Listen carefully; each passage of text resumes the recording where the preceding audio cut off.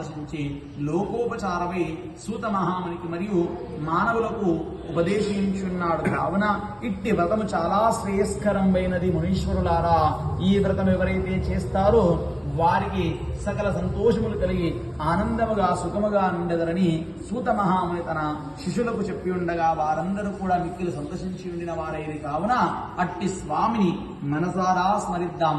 జగలోక బ్రహ్మణే నమః. నైవేద్యాన్ని సమర్పయామి, ఉదకపానీయం సమర్పయామి. నీరణ్యపాత్రం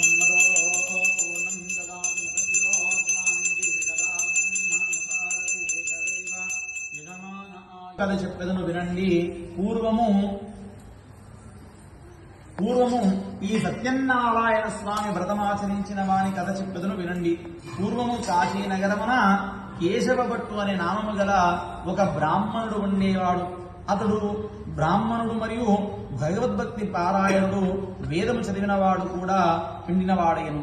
అతడు నిరుపేదయు ప్రతిదినమున భిక్షాటనము చేయుచు జీవనము గడుపుచుండిన వాడయ్యను.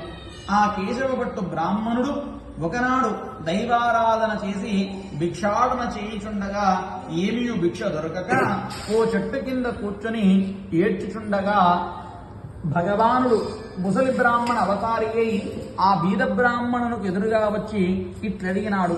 ఓయి బ్రాహ్మణోత్తముడా, నీవు వేదము చదివి కూడా ఎందులకు ఏడ్చుచున్నావని ప్రశ్నించగా